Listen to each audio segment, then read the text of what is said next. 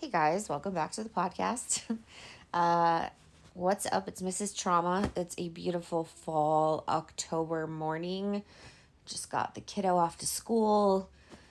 Um, I have been back now at home for a couple weeks, starting to get back in my groove, starting to feel the discomfort of what I'm about to talk to creeping back into my life once everything sort of calms down and the dust settles. So, raise your hand if you have been a victim of trauma. It can be any type of trauma.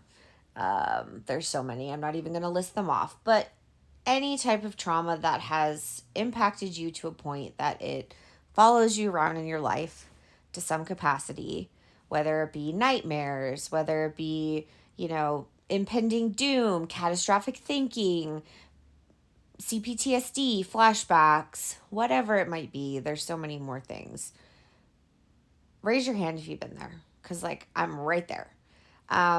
There's a series of things I do want to talk about that affect me on a regular basis. And today I'm talking about something that is currently happening in which I had to actually seek medical help for. Um, and that's nightmares, guys. Nightmares. It's October. We're getting spooky. Okay. I'm trying to have a little fun with all this, even though it's a fucked up situation. So, nightmares. Okay. Um, I have been blessed with a very vivid brain, vivid mind, but also cursed in the fact that when I dream, they are very intense. This has been since I remember dreaming, so since I was a child. And so intense, in fact, like I can smell things, feel things, hear things. The memory of the dreams slash nightmares, I can remember some back from when I was a little kid. And I swear to God that I thought this may or may not be real. I do believe in aliens, but there was an alien in my room. I don't know if that was a dream or not. With what's been out on the news lately, who the fuck knows, right? Wouldn't that be so funny if I actually did have an alien visit me? I grew up way up in the mountains, like in the middle of nowhere. It could be really easy for a little alien to scurry into my room and say what's up, because I mean, who better to target than children? If you're an alien, it's genius. It's oh, they're not good. Their parents are just gonna say it's a nightmare. Oh, mom, there's a monster under my bed. Oh, dad, there's a boogeyman in my closet. Yeah, it's just the fucking aliens. Let's be real. Anyway, getting back to it. These nightmares I have, they all involve my ex, and they ramp themselves up. You know, definitely still around times of the year. Today is this motherfucker's birthday, okay? And so I knew last night, I was like, oh God, I'm gonna have some sort of nightmare. Great. I just knew it was coming. And I've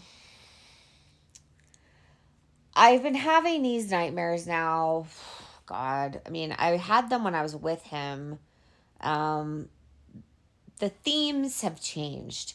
But when I was with him, my nightmares consisted of always there being another woman involved. That was a common theme. Always my phone wasn't working, I couldn't reach him.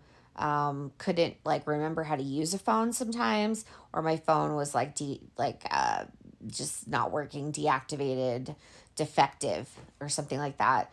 The other theme was him just being really aloof about me, sometimes pretending he didn't know me, or you know yeah, making it seem like I was crazy for saying or doing the things I was worried about, which is what was actually happening in real life. um there was always this common theme of losing him. Okay. Which in the end I did, thank God, right? I'm really glad that I did lose him. it was the best thing that has ever happened to me, uh, in terms of a relationship ending, because it was the most toxic relationship of my life. So anyway, we've now been broken up for this is the second birthday that I've now gone through without him in my life. So 2 birthdays. We haven't been broken up for 2 years, but 2 birthdays, if that makes sense. Um, Last year, I was still kind of fresh out of the gate. I had met Mr. Trauma. We were talking, we were getting to know each other. But I was still kind of like reeling from the breakup, which now I'm not. I'm so over that shit. But that doesn't mean that like the memories of what happened during those times, which were terrible. His birthday was always a very difficult thing for me. Um, Long story short, I just went above and beyond, and usually it ended up being that I would be abused some way after, because he was so intoxicated at the end of the night. So that's sort of that. But like my nightmares, they got worse when we broke up. And at first I was like, okay, this is super normal. Like, everyone's going to go through nightmares. Everyone's going to have dreams, for X amount of time after they, break up with someone that traumatized them. But like, when does it become a problem? When does it become more than just processing? So I've done some studies on dreams. I've actually taken a class on dreams, and I find them to be very fascinating, because basically it boils down to dreams are things that we incubate in our subconscious. They're things that live in our subconscious selves, our subconscious mind, that when we're asleep, our subconscious takes over because our conscious mind is sleeping. So it gives our subconscious like basically a ticket to like the biggest party on the planet. And if you are not processing things in the way that is also, hitting your subconscious, if you're working on your healing, then all the stuff in your subconscious thinks, hey, this is still happening. Hey, this is still real. Almost it gets more powerful because it only exists in your subconscious. Like, I don't walk around day to day thinking about this person. Obviously, I'm doing a podcast about this person. I'm not trying to glorify him or like keep him alive or keep the memory alive. I'm doing this because it was fucked up what he did to me. And I realize how many people are out there that are going through or have been through some type of toxic relationship in some capacity, romantic, workplace, family, whatever it may be. Okay. There's so much trauma in our world that's why I'm doing this podcast. It just happens to be that this is my subject matter. Okay. We're going to be having guests and other people on that have different perspectives from different, ways that trauma has impacted them through different experiences and modalities. So it's not just going to be me talking about this relationship. But for right now, this is where I pull from. And it is relevant because a lot of the aftermath looks the same in terms of how we process. One of those, circling back to, is nightmares, okay? So I've been having these nightmares now since we broke things off 2 years ago. It's been, a year and a half ago or whatever. This is how much, like, how little I think about it in my day-to-day, or, like, because I know the dates, but, like, I don't really care anymore about that. And this is why this is even more important, is because, like, I really don't fucking care. Because to me, he's so insignificant in my day-to-day life. Excuse me, I need to get a little drink of water. He's so insignificant to me in terms of how I live my life now in the day-to-day, that I really don't keep an eye on like the dates or the calendar or anything unless it's like a specific day like today. So, let me kind of reorganize my thoughts. And if you guys don't already know by now, I have ADHD and it makes podcasting a little difficult sometimes, but I try my best. But this whole nightmare thing has gotten to the point where, in the last 6 months, I would say it's been the most powerful.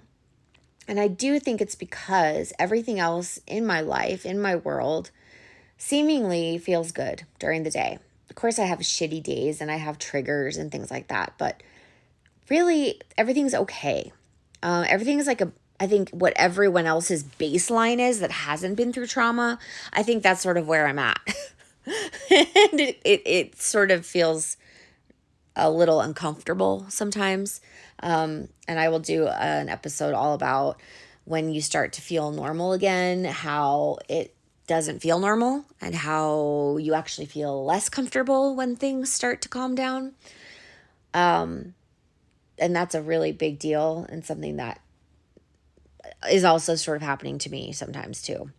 But we're taking this one step at a time. There's so many layers to this, but the nightmare thing is really important to me right now in my life.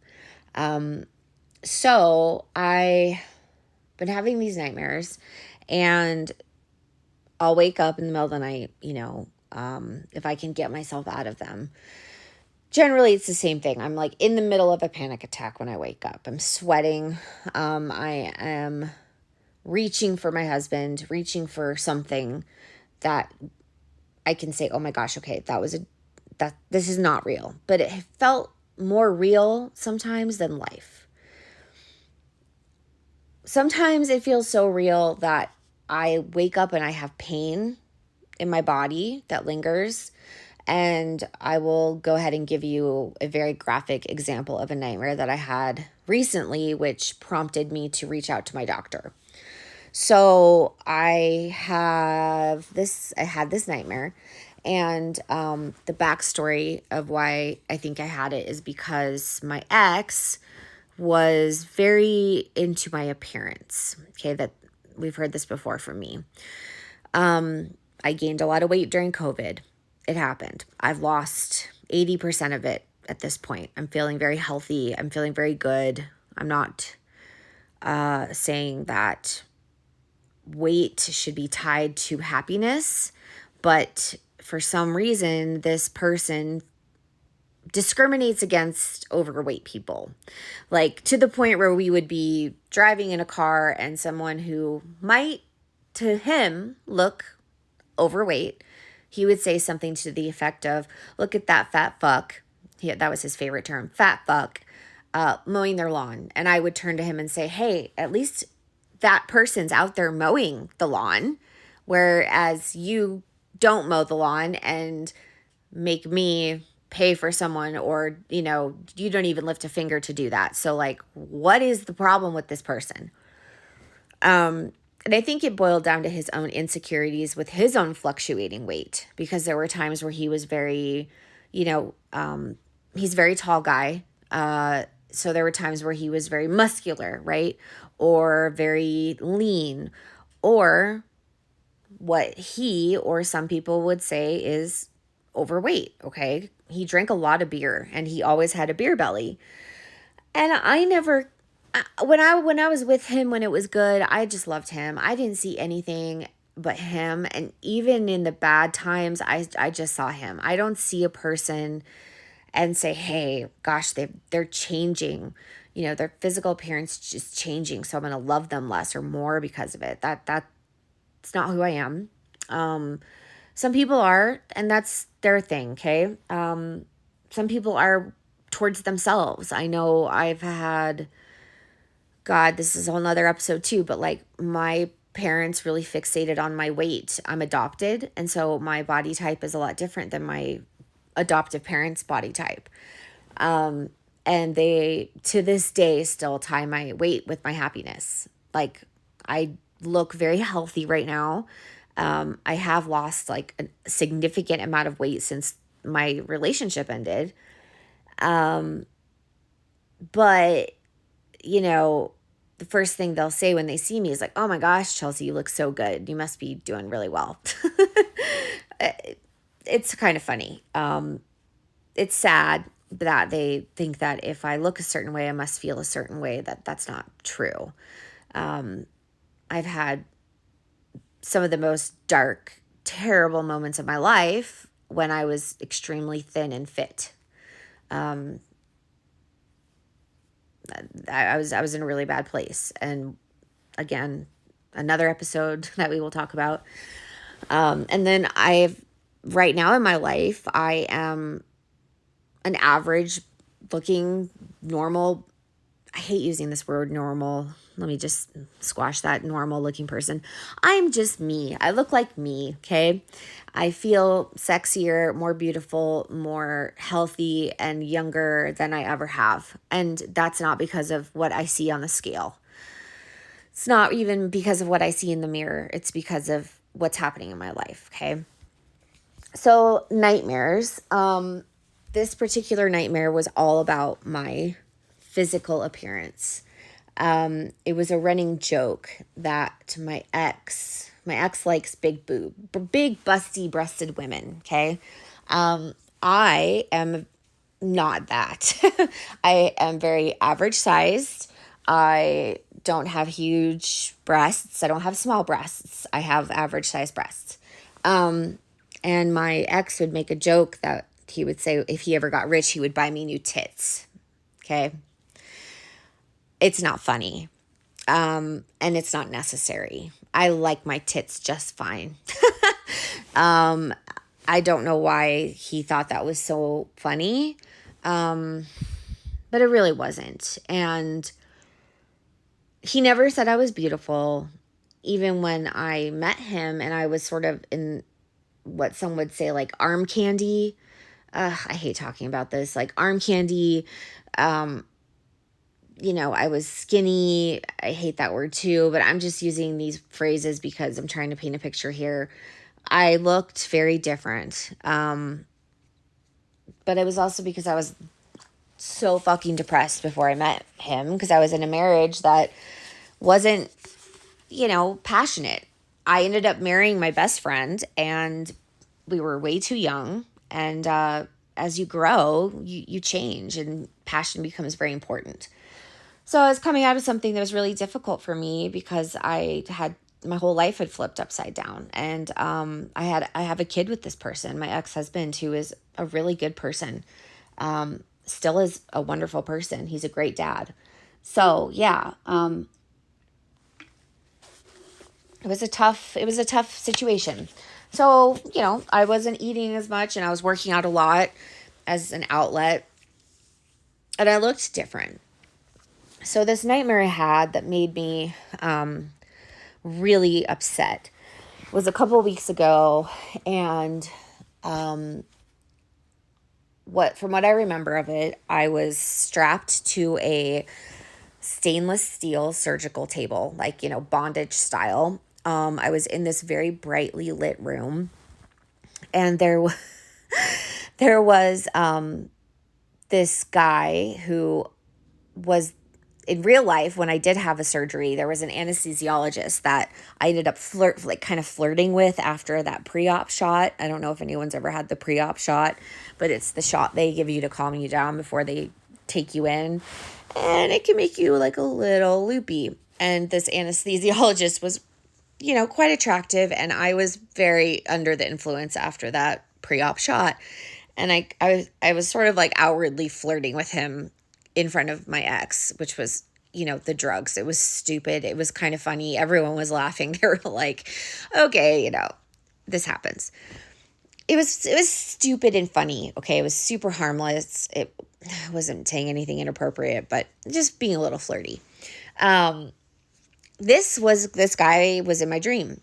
And he was the executioner of my appearance is what I'm calling it. So in the dream, there was like a loudspeaker system in the surgical room. And I don't know if you've ever, seen that like place where they go, like students, I'm fumbling over my words, sorry, where students watch, surgical procedures when they're in med school. It's like a very well lit sort of like little tiny amphitheater kind of. And so I was alone in this place. I was strapped to this like cold stainless steel table, and there was just all these spotlights on me, and there was the PA system going on, and I hear my ex, and he is like maniacally laughing, and he's like, change this about her, cut this off. It was like nip and tuck for like the sadistic psychopath motherfucker, right? So he is saying all these things to change about my body, and I could feel it. Like I could feel it in my dream. It was really disturbing, and the things that were being said about my body were horrifying, and the things that were being done were horrifying. And he was basically turning me into a version of the women that I knew that he was like on the regular more attracted to than maybe me. And it was really fucked up. And it was different in the sense that, like, it wasn't me trying to find him or him cheating on me or him beating me up or trying to kill me or stealing my child from me type stuff. Like, these are sort of reoccurring nightmares. This was a new one.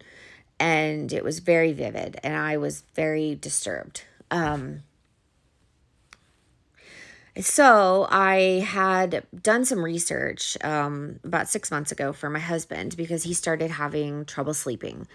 And we both have the same diagnosis of CPTSD. And I take a sleep medication, but it's pretty hardcore. And it's just not for someone who like has like occasional sleep problems. Like I've had chronic insomnia since I've been a kid. So like I need like the big gun, and it's just something that I take. But when someone else takes it, it really messes them up sometimes.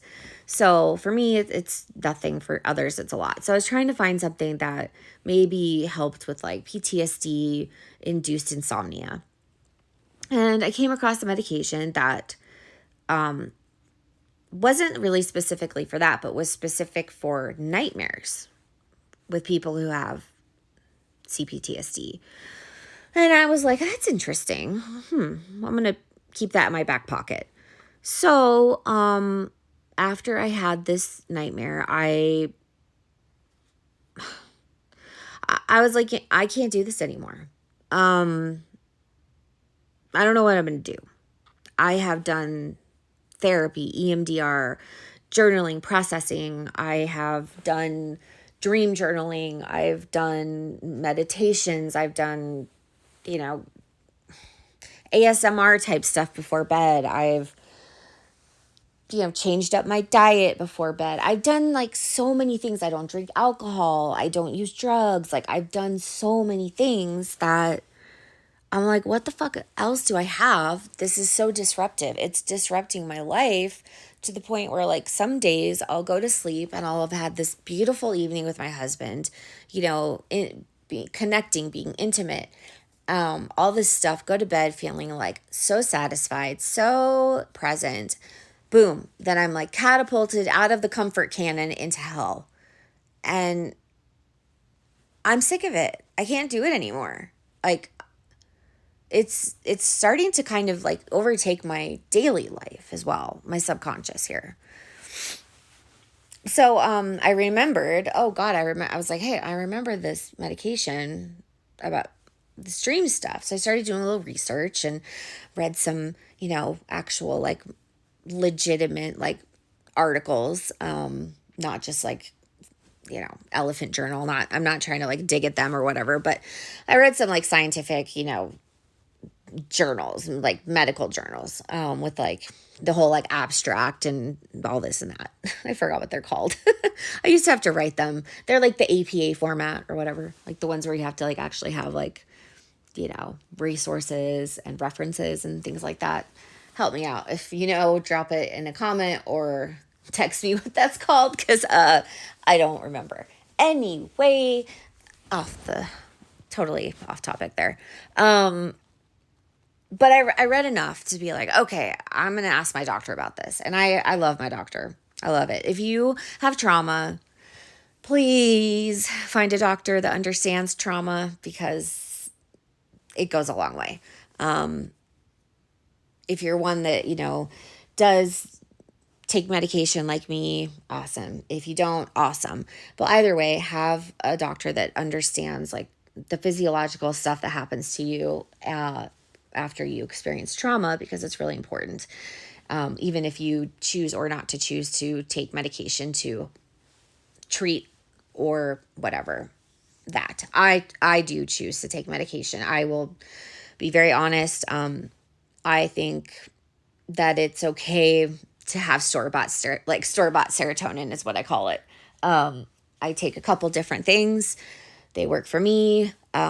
But I also have friends that don't take anything and they use other, alternative type treatments that work for them. Awesome. Whatever works for you works. Nothing's better. Nothing's worse. Some people don't do anything and they, work it out themselves through their own way that works. Okay. It's not like a one, it doesn't fit in just like a box, right? There's so many ways to treat trauma. Sometimes the best treatment is just time. But in my case, I've come to the conclusion that enough time has passed that I should not be having these dreams anymore like this. And they're getting more intense because my day-to-day is getting less wrapped up in the past. So my subconscious now is like really where it lives. So I reached out to my doctor. I mentioned the medication and she was like, you know what, let's give it a shot. So I have started to do this, to try. The first night I tried kind of backfired. I don't think I took it at the right time, and I had a bit of a side effect in the morning that kind of derailed my morning. I decided to give it a couple days and then try again. So last night I tried again. This isn't like a magic bullet, okay? And this is something that is temporary. I think, at least I hope.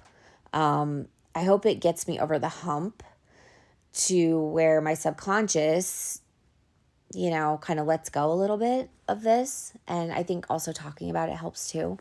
But the goal for me is to just like take the medication, do a little bit more intense processing, do some more intense work that I have been maybe afraid to do because of my dreams, because they correlate often with my therapy or, anything I'm doing to try to like improve my, effects of trauma on my life.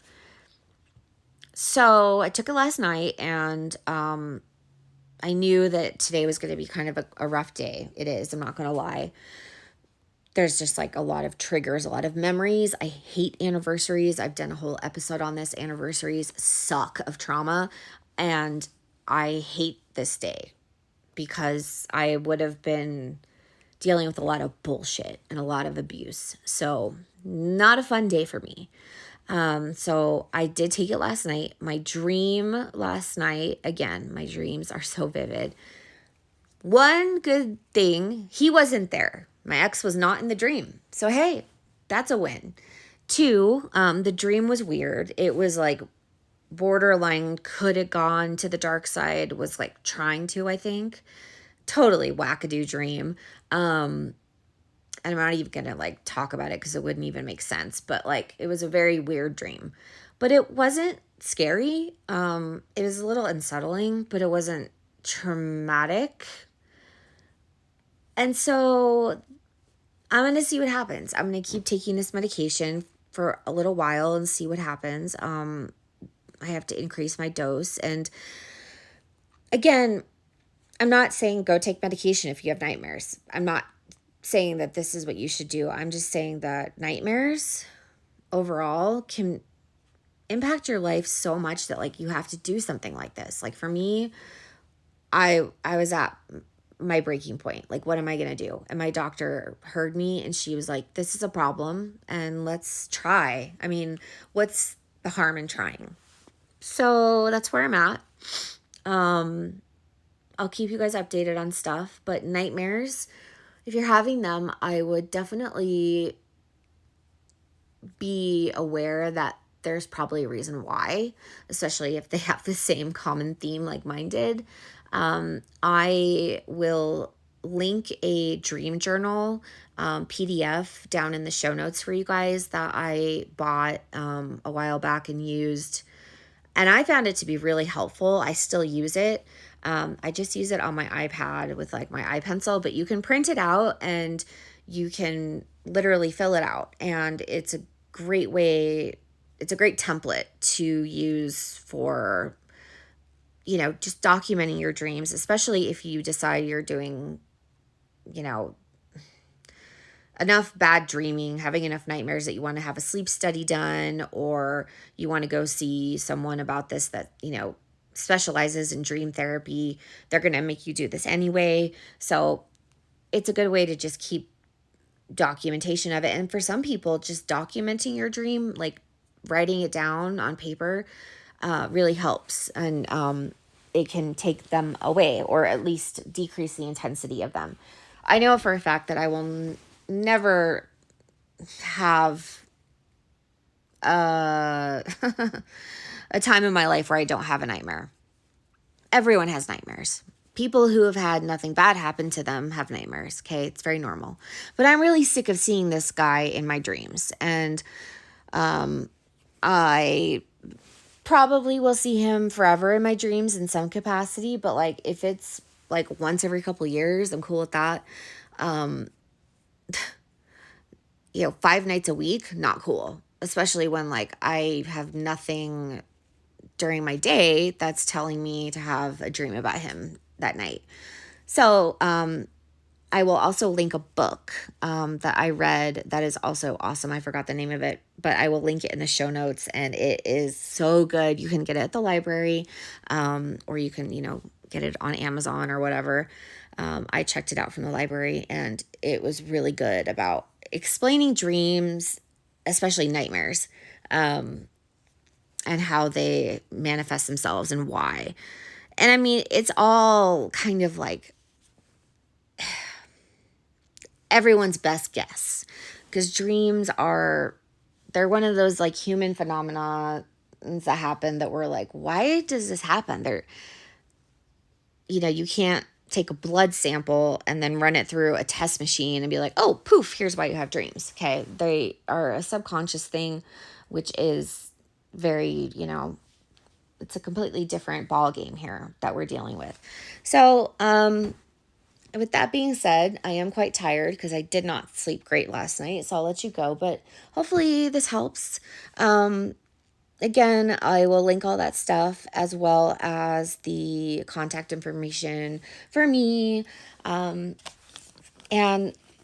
if you need to reach out, if you are stuck, if you want to talk, if you want to come on the show and talk and share your experience, or if you want to come and just talk to me one-on-one, I don't charge to talk to people. I am a certified crisis counselor.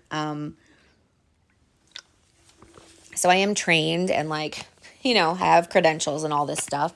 I'm here to help. So yeah, if you need support, I can help you, find it. So I'll link my contact info, as I always do. And then if you are in immediate crisis, please text 741-741. Text home to 741-741. Sorry.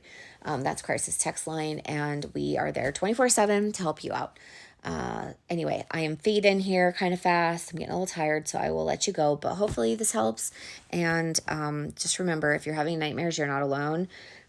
They suck. So wish me luck that this medication gives me a little respite and gives me some space to create some new things to fill up my subconscious with.